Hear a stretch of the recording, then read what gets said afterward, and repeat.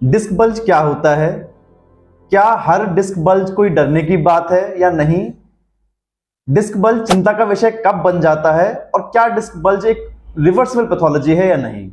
हाय, मैं डॉक्टर ध्रुव शर्मा हूं। मैं एक स्पाइन ऑर्थोपेडिक सर्जन हूं। मेरी स्पाइन सर्जरी में जो ट्रेनिंग हुई है वो all India institute of medical sciences AIIMS new Delhi से हुई है।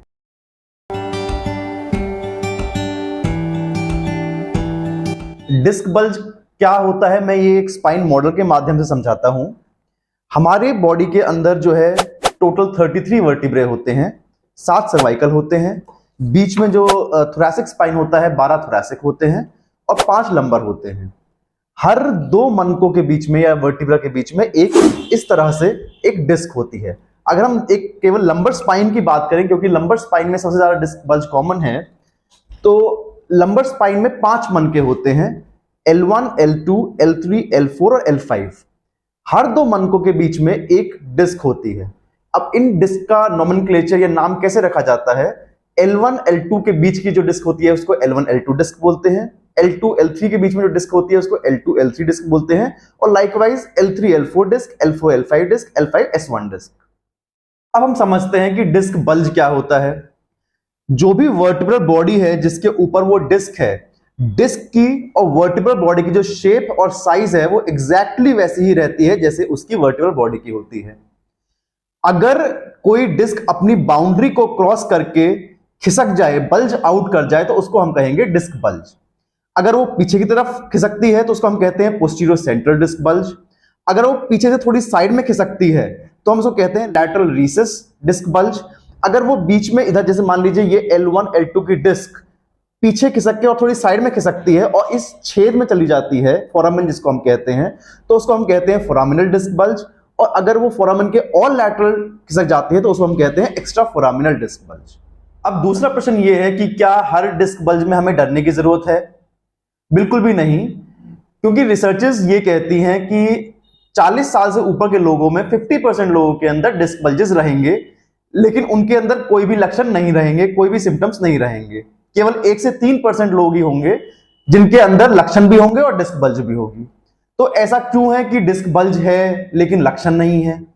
ये जानने के लिए हम थोड़ी एनाटॉमी को और विस्तार से समझते हैं। ये डिस्क है, इसके ऊपर डिस्क है, जैसे कि ये L1, L2 की डिस्क ये है बीच में। अगर यहां पे एक डिस्क है और वो पीछे की तरफ खिसक रही है, पीछे एक छेद होता है जिसके अंदर हमारा ड्यूरल सैक या स्पाइनल कॉर्ड होता है, जो एक मोटी सी नस होती है। साथ में एक जो ये साइड में हमें दिख रहा है वर्टिब्रल फोरामेन, इसके अंदर से नर्व रूट्स निकलती हैं। अगर डिस्क बल्ज ऐसा है कि डिस्क बल्ज है लेकिन थीकल सैक को या स्पाइनल कॉर्ड को नहीं दबा रहा है, तो मरीज के अंदर कोई नस दबने के सिम्टम्स नहीं आएंगे। सिमिलरली, अगर कोई ऐसी फोरामिनल या लैटरल रीसेस या extra foraminal disc bulge present है लेकिन वो नर्व रूट को नहीं दबा रही है, नस को नहीं दबा रही है, तो ऑब्वियसली कोई नस दबने के लक्षण नहीं होंगे। कहने का मतलब यह है कि अगर डिस्क बल्ज हमारे थीकल सैक को या फिर स्पाइनल कॉर्ड को या फिर नर्व रूट को दबाता है, तभी पेशेंट के अंदर नस दबने के सिम्टम्स आते हैं, वरना पेशेंट के अंदर कोई भी नस दबने के सिम्टम्स नहीं आते हैं। वो पेशेंट एसिम्प्टोमेटिक रहता है। एट द मैक्स उस पेशेंट को बस बैक पेन हो सकता है, लेकिन जो मैं अभी लक्षणों को मैं विस्तार से समझाऊंगा वो लक्षण इनमें नहीं आएंगे। तो ये डिस्क बल्ज चिंता का विषय कब बन जाता है? अगर किसी भी नर्व रूट कंप्रेशन का या थीकल सैक कंप्रेशन का सिम्टम्स पेशेंट के अंदर आ रहे हैं तो वो एक चिंता का विषय है। वो लक्षण क्या होते हैं? जहां जहां ये नर्व रूट नस बन के जाती है वहां वहां दर्द होना। जनरली ये पेशेंट्स कहते हैं कि मुझे कमर से दर्द शुरू होता है, कूल्हे के पीछे तक, जांग के पीछे, टांग के पीछे और तलवों तक दर्द जाता है। दूसरा लक्षण होता है सुनपन आ जाना। जहां जहां ये नर्व रूट नस बन के जाती है वहां वहां पेशेंट को सुनपन हो जाता है। तीसरा लक्षण होता है कमजोरी आ जाना। ये पेशेंट जनरली अपनी एड़ी पे या अपने पंजों पे नहीं चल पाते हैं। चौथा और बहुत सीवियर अगर कंप्रेशन है तो लास्ट सिम्टम होता है लैट्रिन पेशाब में कंट्रोल खो जाना। अगर थीकल सैक का कंप्रेशन है तो पेशेंट को न्यूरोजेनिक क्लॉडिकेशन सिम्टम्स आते हैं, जिसमें वो 50-100 मीटर चलने के बाद उसको रुकना पड़ जाता है। उसको लगता है कि उसके पैरों में भारीपन आ गया है और वो आगे चलने में असमर्थ हो जाता है। अगला प्रश्न ये है कि क्या डिस्क बल्ज एक रिवर्सिबल प्रोसेस है? क्या एक प्रोट्रूडेड डिस्क रिजॉल्व हो जाती है? तो रिसर्चेस कहती है कि हाँ, एक जो डिस्क बल्ज हो चुका है वो रिजॉल्व हो सकता है। वो कैसे? जब भी बॉडी किसी फॉरेन बॉडी को रिकॉग्नाइज करती है तो एक मैक्रोफेज सिस्टम होता है जो एक्टिवेट हो जाता है। मैक्रोफेजेस शरीर के अंदर कुछ ऐसी सेल्स होती हैं जो किसी भी फॉरेन बॉडी को खा जाती हैं या नाश करने में हेल्प करती हैं। जब भी डिस्क एक प्रोट्रूड करती है तो वो एक फॉरेन बॉडी की तरह एक्ट करती है और मैक्रोफेज सिस्टम को एक्टिवेट कर देती है, और मैक्रोफेजेस उस सिलेक्टिव जगह पे जाके उन प्रोट्रूडेड डिस्क को जाके खा जाते हैं, उसको नाश कर देते हैं। साथ ही में जो प्रोट्रूडेड डिस्क होती है उसके अंदर पानी की मात्रा काफी ज्यादा होती है। टाइम के साथ वो पानी की मात्रा कम हो जाती है और वो डिस्क सूख जाती है। इससे क्या होता है कि जब भी जो डिस्क नसों को दबा रही है वो श्रिंक हो जाती है और वो दबाव ऑटोमेटिकली हट जाता है। इसीलिए 90 to 95% जो स्लिप डिस्क के केसेस होते हैं वो बिना ऑपरेशन के केवल बेड रेस्ट से और केवल कंजर्वेटिव मेथड से ही रिलीव हो जाते हैं।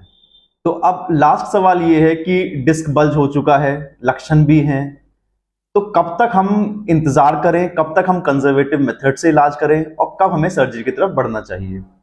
पहले मैं ये बता देता हूं कि 95% केसेस नॉन सर्जिकली ही मैनेज हो जाते हैं कंजर्वेटिवली, जिसके अंदर बेड रेस्ट कुछ दिनों का, कुछ जो पेन किलर्स होते हैं एनएसएआइड्स बोलते हैं जिनको, non steroid anti inflammatory drugs, वो आपके डॉक्टर साहब को, स्पाइन सर्जन आपको प्रिस्क्राइब करेंगे। साथ ही कुछ लो डोज स्टेरॉइड्स होते हैं वो भी आपको प्रिस्क्राइब किए जाएंगे। साथ में फिजियोथेरेपी का भी काफी रोल होता है। लेकिन अगर कुछ सिम्टम्स इस तरह से हैं, 3 महीने से ज्यादा दर्द है, पैरों में कमजोरी ज्यादा हो चुकी है, लैट्रिन पेशाब में कंट्रोल खो चुका है, या फिर पैरों में सुन्नपन काफी हद तक बढ़ चुका है, तो ये क्लियर कट इंडिकेशन है कि अब आपको कंजर्वेटिव मेथड्स नहीं अपनाने चाहिए, आपको सर्जिकली बढ़ना चाहिए। तो इसके अंदर 3 तरह की सर्जरीज हैं वो जो कन्वेंशनली की जाती हैं। एक होती है ट्रेडिशनल या बहुत जो पुरानी सर्जरी जो है ओपन स्पाइन सर्जरी, जिसके अंदर चीरा लगता है लंबा, पूरी बेहोशी की जरूरत पड़ती है और रिकवरी टाइम काफी लंबा रहता है। दूसरा होता है माइक्रोस्कोपिक स्पाइन सर्जरी, जिसके अंदर ट्यूबुलर रिट्रैक्टर्स की हेल्प से, जो छोटी छोटी एक ट्यूब्स होती हैं उनकी हेल्प से और माइक्रोस्कोप की हेल्प से उस डिस्क तक पहुंचा जाता है और उस डिस्क को निकाल दिया जाता है। माइक्रोस्कोपिक स्पाइन सर्जरी के अंदर चीरा जो है ओपन स्पाइन सर्जरी से कम होता है, दर्द कम रहता है और पोस्ट ऑपरेटिवली पेशेंट अपनी ड्यूटीज पे जल्दी वापस जा सकता है। लेकिन जो मोस्ट मॉडर्न साइंस है उसके हिसाब से एंडोस्कोपिक स्पाइन सर्जरी जो हम भी करते हैं वो आजकल ज्यादा प्रचलित है। इसके अंदर एक ना के बराबर चीरे से हम डिस्क तक पहुंचते हैं, ना ही कोई हम वहां पे लंबा चीरे की जरूरत होती है, ना ही ज्यादा खून बहता है, और इसके अंदर जनरल एनेस्थीसिया या पूरे बेहोश करने की जरूरत भी नहीं पड़ती है। स्पेशलाइज्ड इंस्ट्रूमेंट से हम डिस्क तक पहुंच के उस डिस्क को टारगेट करते हैं और डिस्क को निकाल देते हैं। मजे की बात यह है कि इसके अंदर पेशेंट अपनी जॉब पे नेक्स्ट डे ही रिज्यूम कर सकता है और टेबल पर ही ऑपरेशन के दौरान ही पेशेंट बता देता है कि हाँ मेरा दर्द पूरी तरह से जा चुका है। तो अगर आप भी किसी डिस्क प्रोलैप्स से, डिस्क बल्जेस से सफर करते हैं तो प्लीज अपने स्पाइन सर्जन से कंसल्ट कीजिए और उनसे पूछिए कि कंजर्वेटिव मेथड्स ही अपनाएं या फिर सर्जिकली जाएं, और सर्जिकली जाना है तो कौन सा तरीका आपको पर्टिकुलरली बेस्ट सूट करेगा।